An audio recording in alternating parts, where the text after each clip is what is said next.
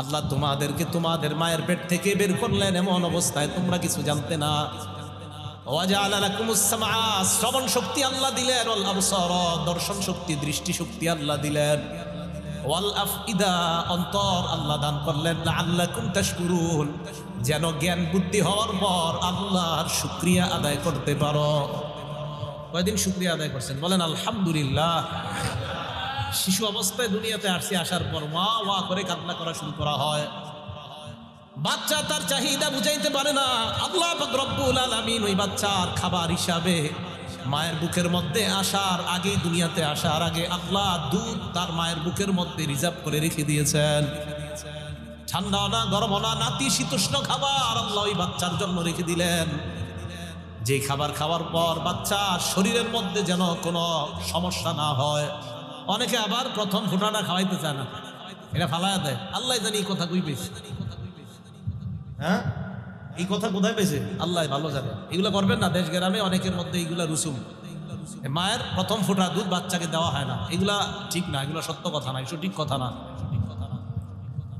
সূরা রুমের 17 নম্বর আয়াতে আল্লাহ বলেন, এখন কথা হলো যে আমাকে আপনাকে আল্লাহ বললেন তুমি শিশু অবস্থায় আসলা, তোমার কান দিলাম, চোখ দিলাম, কাইফা তাকফুরুনা বিল্লাহ, কিভাবে আল্লাহকে অস্বীকার করো, তুমি তো অস্তিত্বে ছিলে না। ফাআহইয়াকুম, এইভাবে আমি আল্লাহ তোমাকে জীবন দিয়ে আমি মানুষ বানাইলাম।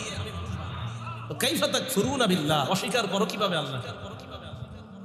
সূরা রুমে আল্লাহ পাক রব্বুল আলামিন বলেন 17 নম্বর আয়াত, ওয়া হুয়াল্লাযী ইয়াবদাউল খালকা সুম্মা ইউঈদু, সৃষ্টির সূচনা আল্লাহ করেন, এটার পুনরাবৃত্তিও আল্লাহ করবেন। ওয়া হুয়া আহওয়ানু আলাইহি, আল্লাহ প্রথম আমাকে ওনাকে বানানো, এই যে আমাকে ওনাকে আল্লাহ বানাইলেন, আল্লাহ বলেন পরে আবার যখন তোমাদেরকে কিয়ামতের মাঠে উঠাবো সেটা আমি আল্লাহর কাছে প্রথমবারের চেয়ে আরো 1000 গুণ সহজ।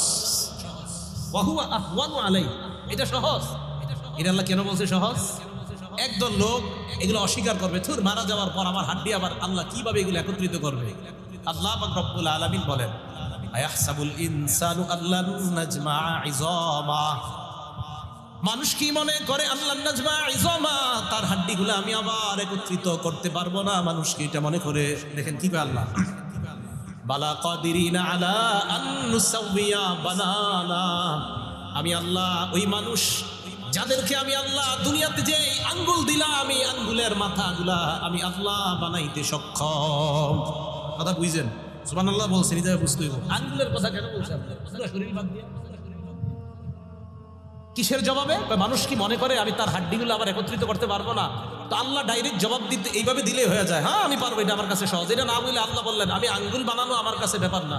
আঙ্গুলের কথা কেন বললেন? বানাও না, কি বলছে? বানানা। এবার দেখেন, বলেন তো এটা দিয়ে আমরা কি দেই? ওনার সাথে আমারটা মিলবে? দুনিয়ার মধ্যে 1 কোটি মানুষের চেহারা যদি একরকম হয়, হাত যদি একরকম হয়, পা যদি একরকম হয়, বলেন আঙ্গুলের মাথার ছাপ মিলবে কিনা? আল্লাহ কয় যেই ছাপ তোমরা দুনিয়াতে একজনেরটা আরেকজনের সাথে মিলে না, দুনিয়াতে যার আঙ্গুল আমি যাকে দিলাম ওই ছাপওয়ালা আঙ্গুল দেওয়া আমি আল্লাহর কাছে ব্যাপার না। অতএব তুমি যারা দুনিয়ার মধ্যে 7-8 জন একত্রিত দেখলে একরকম দেখা যায়, তাদেরকে বানানো তো আমি আল্লাহর কাছে কোনো ব্যাপার না। আঙ্গুলের ছাপে আমি আল্লাহ দেওয়া কোনো ব্যাপার না, যে ছাপ তোমরা দুনিয়াতে মিলাইতে পারো না। আল্লাহ বললেন বালা কাদিরিনা আলা আন নুসাউইয়া বানানা, যার আঙ্গুল তাকে আমি আল্লাহ দান করব। মানে তোমাদের দুনিয়ার আঙ্গুলের ছাপগুলো পৃথিবীতে কেউ নকল করতে পারে না, তো যেটা কেউ নকল করতে পারো না এটাই আমার কাছে কোনো ব্যাপার না। আর 7-8 জন দেখতে একরকম, এগুলো তো আমার কাছে ব্যাপারই না। আঙ্গুলের কথা বালা কাদিরিনা আলা আন নুসাউইয়া বানানা, আল্লাহ কাইফা তাকফুরুনা বিল্লাহ, আমি আল্লাহরে অস্বীকার করো কিভাবে? ওয়াকুনতুম আমওয়াতা, তোমরা ছিলে মৃত, ফাআহইয়াকুম, এইভাবে আমি তোমাদেরকে জীবন দান করলাম। সূরা রুমের 40 নম্বর আয়াতে আল্লাহ কি বলে দেখেন, আল্লাহুল্লাযী খালাকাকুম সুম্মা রাযাকাকুম, আমি আল্লাহ তোমাদেরকে সৃষ্টি করলাম, এরপর তোমাদেরকে রিজিক দিলাম, সুম্মা ইউমিতুকুম, আবার তোমাদেরকে আমি আল্লাহ মৃত্যু দান করব, সুম্মা ইউহয়িকুম, আবার তোমাদেরকে আমি আল্লাহ জীবন দান করব। এই জায়গায় তাকান, তাকায় দেখেন অনেক মানুষের দাড়ি সাদা হয়ে গিয়েছে, অনেকের কালো, অনেকের সাদা। 56 নম্বর আয়াতে আল্লাহ বলেন, 54 থেকে ওই 9 নম্বর পৃষ্ঠা শুরু করছে, ফানজুর ইলা আসারি রাহমাতিল্লাহ, 21 পারা 9 নম্বর পৃষ্ঠা। তো বলতে আল্লাহুল্লাযী খালাকাকুম মিন দুফিন, আল্লাহ পাক রব্বুল আলামিন খালাকাকুম, যিনি তোমাদেরকে সৃষ্টি করেছেন, মিন দুফিন, দুর্বলতা থেকে, দুর্বল বস্তু থেকে। ওই যে দুর্বল, ওই পানি, দুর্বল বস্তু বানি, এটা কিছুই ছিল না। পৃথিবীর মানুষের দাও বানাইতে বলো, পারবে না। এরপরে আল্লাহ বলেন সুম্মা জাআলা মিন বাদি দুফিন কুওয়া, দুর্বলতার পর তোমাদেরকে শক্তিশালী বানাইছি। বলেন শক্তিশালী বানাইছি কে? সুম্মা জাআলা মিন বাদি কুওয়াতিন দুফা ওয়া শাইবা, শক্তিশালী বানানোর পর 50-60 বছর পর আবার দুর্বল, আবার বৃদ্ধ বানায় কে? তো আল্লাহ বলেন এই দুর্বলতার পর আবার শক্তি, আবার শক্তির পর আবার দুর্বল, আবার বৃদ্ধ। ওয়া হুয়াল আলিমুল কাদির, আমি আল্লাহ সব জানি। আল কাদির, সব কিছুর উপর আমি আল্লাহ ক্ষমতাবান। রুমের 54 থেকে 56 নম্বর আয়াতগুলোতে আল্লাহ রব্বুল আলামিন সবিস্তারে আলোচনা করেছেন। এখন বলেন তো, আমরা একসময় অস্তিত্ব ছিল না, আমাদেরকে এই জীবন নামক অস্তিত্ব, এই জীবনকে দান করেছেন আল্লাহ। এটাই বলছে কাইফা তাকফুরুনা বিল্লাহ, তো আল্লাহকে অস্বীকার করো কিভাবে? আমাদের দেশে অথবা সারা পৃথিবীতে একদল মানুষ, তারা চিন্তা করার আর জিনিস পায় না। আমি তো মনে করি যে আল্লাহ বলছে আঙ্গুলের কথা না, এটা গবেষণা যদি করে, যারা আল্লাহরে মানতে চায় না, এই জায়গাটা গবেষণা করলেই তারা ইসলাম গ্রহণ করবে। যারা আল্লাহকে অবিশ্বাস করে, বিশ্বাস করে না, তো তারা এই চিন্তাটা কেন করে না? আমি সামান্য পানি থেকে এরকম একটা মানুষ হয়ে গেলাম, আমার হাত হয়ে গেল, আমার পা হয়ে গেল, এই চিন্তা ভাবনা করেই তো তার জীবন শেষ হয়ে যাবে। উনি আসছে, আল্লাহ আসে না নাই, এই চিন্তা নিয়ে আপনি নিজের নিয়ে চিন্তা করেন, এই সৃষ্টিটা নিয়ে আপনি চিন্তা করেন, স্রষ্টাকে খুঁজে পেয়ে যাবেন। এবার আসেন পরের অংশে যাই। তাহলে আল্লাহরে কিভাবে অস্বীকার করো? ফাহিয়াকুম, তিনি জীবন দিলেন। কুনতুম আমওয়াতা, তোমরা মৃত ছিলে। ফাহিয়াকুম, তোমাদেরকে জীবন দিলেন। তাহলে বলেন আমরা একসময় ছিলাম না, আমরা কিছুই ছিলাম না, এই বর্তমান আমাদেরকে জীবনটা কে দিয়েছেন? কিন্তু নমরুদ কয় না, আমিও জীবন দেই, আমিও মরণ দেই। কে কয় এই কথা? নমরুদ। আল্লাহ বলেন আলাম তারা ইলাল্লাযী হাজ্জা ইব্রাহিমা ফি রাব্বিহি আন আতাহুল্লাহুল মুলক, আপনি কি ওই ব্যক্তিকে দেখেন না, এই যে ব্যক্তি ইব্রাহিম নবীর সাথে ঝগড়া করেছে তার রবের ব্যাপারে, যে রব তাকে রাজত্ব দান করেছে, তাকে ক্ষমতায় বসিয়েছে, যে রব, ওই রব ইব্রাহিম নবীর সাথে ওই রবের ব্যাপারে ঝগড়া করছে। নমরুদ দাবি করে বসে আমার রব্বুকুম, আমি রব। ফেরাউন দাবি করে আমি রব। ইব্রাহিম নবী নমরুদকে বলল আল্লাহ পাক রব্বুল আলামিন ইহয়ী ওয়া ইউমীত, আল্লাহ জীবন দেয়, আল্লাহ মরণ দেয়। নমরুদ জবাবে কয় ফানা উহয়ী ওয়া উমীত, আমিও জীবন দেই, আমিও মরণ দেই। নাউযুবিল্লাহ। ইব্রাহিম নবী কয় আল্লাহ জীবন দেয়, আল্লাহ মরণ দেয়। নমরুদ কয় আনা উহয়ী ওয়া উমীত, আমি জীবন দেই, আমি মরণ দেই। তো ইব্রাহিম নবী কয় আপনি জীবন দেন, মরণ দেন? কয় হ্যাঁ। কিভাবে? দুইজন ব্যক্তিরে ধরছে। কসসুন নবীন পড়ছেন নি ছাত্ররা? আল্লাহ এখানে দেখবেন আসছে, দুই ব্যক্তিকে ডাকছে। ডাকার পর একজনকে জেলখানায় বন্দি করছে, আরেকজনকে আপনি মাইরা ফেলছে। আল্লাহুম্মা লাকাল হামদু। জেলখানায় যারে বন্দি রাখছে আরেকজনকে মেরে ফেলছে। মেরে ফেলার পর জেলখানায় যাকে বন্দি রাখছে তাকে কিছুদিন পরে ছেড়ে দিয়েছিল। ছেড়ে দেওয়ার পর ইব্রাহিম নবী কয় দেখো আনা উহয়ী ওয়া উমীত, আমি একজনকে জেলখানায় রাখলাম, জিন্দা অবস্থায় রাখলাম, ছেড়ে দিলাম। আরেকজনকে আমি মৃত্যু দিলাম, এর মানে আমি জীবন দেই, আমি মরণ দেই। ইব্রাহিম নবীকে আল্লাহ সূক্ষ্ম বুদ্ধির অধিকারী বানিয়েছে। ইব্রাহিম নবী বললেন ফাইন্নাল্লাহা ইয়াতি বিশ-শামসি মিনাল মাশরিক, আল্লাহ পাক রব্বুল আলামিন সূর্য প্রতিদিন পূর্ব দিক থেকে উঠায়। আপনি যদি রব হন ফাতি বিহা মিনাল মাগরিব, সূর্যটা পশ্চিম দিক থেকে উঠান। ফাবুহিতাল্লাযী কাফার, হেরে গেছে, ঝগড়ায় আর পারে নাই, ঝগড়ায় পরাস্ত হয়ে গেছে। এজন্য আমাদের সমাজে অনেককে দেখা যায় এরা কি করবে, আপনার শুধু আপনাকে জায়গায় জায়গায় এটা সেটা শুধু শুধু বুঝাবে। আলেম ওলামাদের সাথে যখন বসবে 2-3 মিনিটও টিকবে না। এই জন্য সাধারণ জনগণ যারা, তাদের কি বুঝাবে আমি এই আমি সেই। নমরুদ সাধারণ জনগণকে বুঝাইছে আমি রব, আমি এই, আমি জীবন দেই, আমি মরণ দেই। ইব্রাহিম নবীর সাথে সামান্য সময়ও টিকতে পারে নাই। ইব্রাহিম নবীর উত্তরসূরি যারা, তাদের সাথেও বর্তমান জামানায় যারা অন্য মানুষ, সাধারণ পাবলিককে ধোঁকা দেওয়ার জন্য বলে আমি এই, আমি সেই, ওলামাদের সাথে সামান্য সময়ও এই সেই কোনো দাম থাকবে না। ইব্রাহিম আলাইহিস সালাতু ওয়াস সালাম বললেন আল্লাহ সূর্য উঠায় পূর্ব দিক থেকে, আপনি পশ্চিম দিক থেকে উঠান, বাস আর কোনো কথা হয় না, জবাব দেন। তাহলে আল্লাহ জীবন দেয়, আল্লাহ মৃত্যু দেয়, এই কথা আমাদের বুঝে আসলো। এবার দেখেন আল্লাহ জীবন দেওয়ার পর আল্লাহ বলেন ফাহিয়াকুম, তোমাদেরকে জীবন দিলাম। সুম্মা ইউমীতুকুম, আবার তোমাদেরকে মৃত্যু দিব। বলেন আমরা জীবনে আছি, আমাদেরকে মরণ দিবেন কে? সুম্মা ইউহয়ীকুম, এই মৃত্যু দেওয়ার পর আবার তোমাদেরকে পুনরায় জীবন দান করবেন কে? আল্লাহ। তাহলে আমাদেরকে জীবন দিলেন, আমাদেরকে আল্লাহ মৃত্যু দিবেন, মৃত্যু দেওয়ার পর আবার জীবন দান করবেন। এই জায়গাটা মন দিয়ে শোনেন। আমরা ছিলাম না, আমাদেরকে জীবন দিলেন, আবার আমাদেরকে মৃত্যু দিবেন, আবার আমাদেরকে আল্লাহ জীবন দিবেন। তাহলে ছিলাম না, জীবন দিলেন, এই জীবনে আমরা আছি বর্তমানে। তাই মনে রাখবেন, এই জীবনের পরের অংশটার নাম মরণ। সূরা জুমারের 42 নম্বর আয়াতটা মন দিয়ে শুনেন। আল্লাহ বলেন, দেখেন এই জীবন, এরপরেই মরণ। আল্লাহ বলেন, আল্লাহু ইয়াতাওয়াফাল আনফুসা হিনা মাউতিহা। আল্লাহ পাক রব্বুল আলামিন মানুষের মরণের সময় তাদের আত্মাগুলা কবজা করে নেয়। বলেন, আমাদের মরণের সময় আমাদের আত্মাগুলা, রূহগুলা কবজা করে নেয় কে? এরপরে কি দেখেন, এটা একটু মন দিয়ে শুনেন। ওয়াল্লাতী লাম তামুত ফী মানামিহা, আমরা যখন ঘুমায় যাই তখন আল্লাহ আমাদেরকে তার কবজায় নিয়ে নেয়। মরলেও কবজায় নেয়, আমরা ঘুমে থাকলেও কবজায় নেয়। এবার দেখেন কি কয়, ফায়ুমসিকুল্লাতী কাদা আলাইহাল মাউতা। ঘুমের মধ্যে যদি কারো মরণ আল্লাহ সাব্যস্ত করে নেয়, তখন আল্লাহ পাক রব্বুল আলামিন আত্মাটা আর বান্দাকে ফেরত দেয় না। ফায়ুমসিকুল্লাতী কাদা আলাইহাল মাউতা। আবার বলছি আমি, মরণের সময় আপনার আত্মা আল্লাহ নিয়ে নেয়। ঘুমে যখন আমরা যাই তখনও আল্লাহ আমাদেরকে কবজায় নেয়।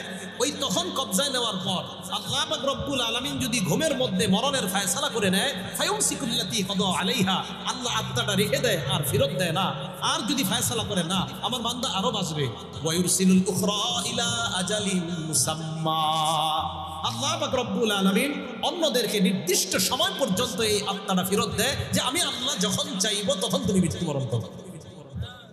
এখন একটা ভাবনার বিষয় এসে গেছে, কি ঘুমে থাকলেও আমি আপনি মরে যেতে পারি?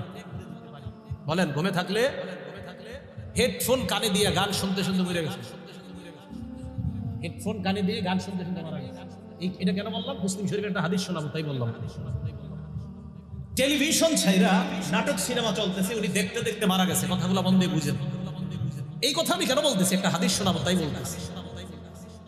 আরেকজন কোরআন তেলাওয়াত করতে করতে করতে করতে ঘুমিয়ে গেছে, ওই ঘুমে মারা গেছে। আবার বুঝুন, আরেকজন সুবহানাল্লাহ গনতে গনতে, আঙ্গুলের কর গনতে গনতে ঘুমায় গেছে। আরেকজন সূরা ইখলাস পড়তে পড়তে ঘুমিয়ে গিয়েছে। বলেন, গান শুনতে শুনতে ঘুমিয়ে যাওয়া আর ইখলাস পড়তে পড়তে ঘুমিয়ে যাওয়ার মধ্যে পার্থক্য আছে না নাই? কি পার্থক্য? এবার হাদিস শুনুন। মুসলিম শরীফের 2878 নম্বর হাদিস, 2878, আমাদের মাদ্রাসার পাঠ্যপুস্তক অনুযায়ী। এই হাদিসের মধ্যে রাসূল আকরাম সাল্লাল্লাহু আলাইহি সাল্লাম বলেন, ক্বালা রাসূলুল্লাহ সাল্লাল্লাহু আলাইহি ওয়াসাল্লাম, ইউবআসু কুল্লু আবদিন আলা মা মাতা। কিয়ামতের ময়দানে প্রত্যেকটা বান্দাকে ওই অবস্থায় উঠানো হবে যেই অবস্থায় বান্দা মারা যায়। কিয়ামতের ময়দানে বান্দাকে ওই অবস্থায় উঠানো হবে যেই অবস্থায় বান্দা মারা যায়। একবার ভাবেন, নাটক সিনেমা দেখা অবস্থায় আপনার মরণ যদি হয়, সূরা ইখলাস পড়তে পড়তে আপনার মরণ যদি হয়, গান শুনতে শুনতে যদি আপনার মরণ হয়, টিভি দেখতে দেখতে যদি আপনার মরণ হয়, কোরআন পড়তে পড়তে যদি আপনার মরণ হয়, আল্লাহ নবী বলেন, ইউবাসু কুল্লু আবদিন আলা মা মাত। প্রত্যেকটা বান্দা কিয়ামতের ময়দানে ওই অবস্থায় উঠবে যেই অবস্থায় তার মরণ হয়। মুসলমান, আপনারা যদি রাতের বেলা নবীর সুন্নাহ আমল করতে করতে মারা যান, কিয়ামতের ময়দানে সুন্নত জিন্দাকারী অবস্থায় আল্লাহ আপনাকে উঠাবেন। নবীর সুন্নত জিন্দাকারী অবস্থায় আপনাকে আল্লাহ উঠাবেন কিয়ামতের ময়দানে। এই জন্য আমাদের জাগ্রত অবস্থা। তাহলে আবার আসেন, আমরা ছিলাম না, আমাদেরকে জীবন দিলেন, আবার আল্লাহ আমাদেরকে মরণ দিবেন। আর এই মরণ দেওয়ার অবস্থা বললাম দুইটা। জাগ্রত অবস্থায় আমাদের রূহ নিয়ে যেতে পারেন, আবার ঘুমন্ত অবস্থায় ঘুমের মধ্যেই আমাদের আত্মা আল্লাহ কবজায় নিয়ে নিয়ে চাইলে ফেরত দিবে, না চাইলে আল্লাহ ফেরত দিবে না। এটা আল্লাহর ইচ্ছা। এই জন্য ঘুমের সময় আপনি একটা দোয়া কইরা ঘুমানো, যেই দোয়াটা আল্লাহর কাছে এইভাবে বলা। সহিহ বুখারী 6320 নম্বর হাদিসের বর্ণনা, আবু হুরায়রা রাদিয়াল্লাহু তাআলা আনহু বর্ণনা। তিনি বলেন, ক্বালা রাসূলুল্লাহ সাল্লাল্লাহু আলাইহি ওয়াসাল্লাম, ইযা আওয়াইতা ইলা ফিরাশিকা, তুমি যখন তোমার বিছানায় যাও, বিছানায় যাওয়ার পর ফালয়ানফুত, নবীজি বলেন, তোমরা যখন তোমাদের বিছানায় যাও, প্রথম তোমাদের কাজ হলো ফাতাওয়াদ্দা ওযুআকা লিস-সালাত, নামাজের জন্য যেইভাবে ওযু করো ওইভাবে তোমরা ওযু করবা। এরপর নবী বলেন, ইযা আওয়া আহাদুকুম ইলা ফিরাশিহি, তোমাদের কেউ যখন বিছানায় যায়, ফালয়ানফুত ফিরাশাহু বিদাখিলাতি ইজারিহি, লুঙ্গির নিচের অংশ দিয়ে এইভাবে বিছানাটা মুছবা, ঝাড়ু দিবা। অন্য বর্ণনায় আসছে সালাস মাররাত, 3 বার ঝাড়ু দিবা। দেওয়ার পর কি করবেন? তিরমিজি শরীফের 3398 নাম্বার হাদিসে আসছে। দেওয়ার পর এমন করবেন, এই যে শুইবেন যখন হাত মাথার নিচে রাখবেন, রাখার পর আল্লাহরে বলবেন আল্লাহুম্মা কিনি আযাবাকা ইয়াওমা তাবাসু ইবাদাক। আল্লাহ, যেদিন আপনি আপনার বান্দাদেরকে কিয়ামতের ময়দানে উঠাবেন, সেদিন আপনি আপনার আযাব থেকে আমাকে বাঁচান। বাংলায় বলবেন, আল্লাহ কিয়ামতের মাঠে যেদিন উঠাবেন, সেদিন আমাকে আপনার আযাব থেকে বাঁচান। এটা হলো মাথার নিচে হাত রাখা। এরপর মুসলিম শরীফের 2714 নাম্বার হাদিস, রাসূল বলেন, এরপর যখন শুইবা, আইয়ুকুম ইত্তাজা আলা শিক্কিহিল আইমান, ডান কাত হয়ে শুইবা। শোয়ার পর আবার বুখারীর 6320 নাম্বার হাদিসের বর্ণনা, যখন তুমি ডান কাত হয়ে শুইবা তখন বলবা বিসমিকা রাব্বি ওয়াদাতু জামবি, আল্লাহ আপনার নামে আমার দেহটা বিছানায় লাগাইলাম। ওয়া বিকা আরফাহু, আপনি চাইলে আমার দেহ বিছানা থেকে উঠাবো। আবার বুঝেন, আল্লাহ আমাদের ঘুমের মধ্যে আত্মা কবজায় নিয়ে নেয়, চাইলে আল্লাহ ফেরত দিবেন। নবীজি আমাদেরকে শিখায় দেয়, তুমি বলবা মাবুদ তোমার নামে আমি আমার দেহটা বিছানায় লাগাইলাম, আবার তোমার নামে আমার দেহ বিছানা থেকে উঠাবো। ইন আমসাকতা নাফসি, আল্লাহ আপনি যদি আমার জানটা কবজায় নিয়ে নেন আমার ঘুমের মধ্যে, ফারহামহা, আমার জানের প্রতি আপনি দয়া করেন। আল্লাহ ঘুমের মধ্যে যদি আমার জানটা আপনি রাইখা দেন আর যদি ফেরত না দেন, ফারহামহা, আপনি দয়া করে নেন। বুখারীর বর্ণনা, মুসলিম শরীফ আসছে, ফাগফির লাহা, আল্লাহ আমার ঘুমের মধ্যে যদি আমার জানটা আপনার কাছে নিয়ে নেন, মেহেরবানি করে আমার এই জানের সব গুনাহগুলো মাফ করে দিন। এবার আসেন, এই দোয়া করে আপনি ঘুমাইছেন, তো আপনার আল্লাহ তাআলা আপনাকে উঠাবে অবস্থা, কিন্তু আপনি গান শুনতে শুনতে ঘুমাইছেন। রাসূল আকরাম সাল্লাল্লাহু আলাইহি সাল্লাম বলেন, আর ওয়াইন আরসালতাহা, যদি আপনি আমার জানটা ফিরায়া দেন, মানে ফজরের আজানের সময় যদি আবার আমি উঠতে পারি, ফাহফাজহা বিমা তাহফাজু বিহি ইবাদাকাস সালিহিন, আমার জানটা ওইভাবে হেফাজত করবেন যেভাবে আপনি আপনার নেককার বান্দাদেরকে হেফাজত করেন। এই দোয়া পড়া যখন আগামীকাল ঘুম থেকে উঠবেন, ইনশাআল্লাহ আল্লাহর জিম্মায় আপনি পরিচালিত হবেন। তাহলে আমাদের ঘুমন্ত অবস্থায় আত্মাটা আল্লাহ নিয়ে যেতে পারেন, আল্লাহ নিয়ে যান। নিয়ে যাওয়ার পর আল্লাহ চাইলে ফেরত দিবেন, আল্লাহ না চাইলে ফেরত দিবে না। তাহলে আমার আপনার বরং জাগ্রত অবস্থায় হতে পারে, ঘুমন্ত অবস্থায় হতে পারে। তাই উভয় অবস্থা যেন আল্লাহর জিকির শূন্য আমাদের সময়গুলা না কাটি। আল্লাহ আমাদের সকলকে প্রত্যেকটা মুহূর্ত আল্লাহর স্মরণে কাটানোর তৌফিক দান করেন। রাসূল আকরাম সাল্লাল্লাহু আলাইহি সাল্লাম বলেন, খুব মন দিয়ে শুনেন, আপনাদের এলাকায় একটা গানের কনসার্ট হয়েছে, 2 ঘন্টা মনে করেন গানের কনসার্টে গান হবে। আপনারা অনেকে গিয়েছেন ওই গানের কনসার্টে। আবু দাউদ শরীফের 4855 নম্বর হাদিসটা শুনুন।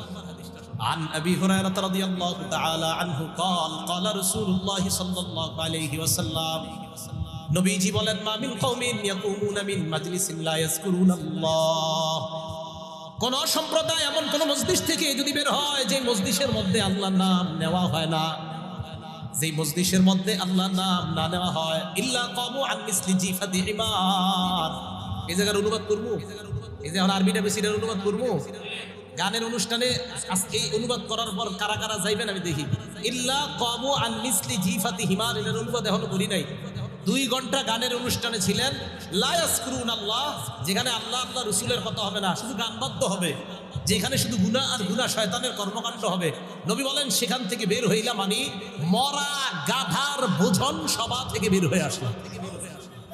মরা গাধা, যেই সবার মধ্যে মরা গাধা দিয়ে আপ্যায়ন করা হবে, সেই মরা গাধার আপ্যায়ন শেষ করে আপনারা বের হন। ইল্লা কামু আন মিসলি জিফাতি হিমার ওয়াকানা হাসরাতান আলাইহিম ইয়াউমাল কিয়ামা, আর এই মজলিস কিয়ামতের ময়দানে তাদের জন্য আফসোসের কারণ হবে। আল্লাহ আমাদের জীবিত অবস্থা এবং ঘুমন্ত অবস্থা, জাগ্রত ঘুমন্ত উভয় অবস্থা যেন জিকির শূন্য না কাটাই। আল্লাহ আমাদের সকলকে জিকিররত অবস্থায় যেন কাটাতে পারে, আল্লাহ তৌফিক দান করেন।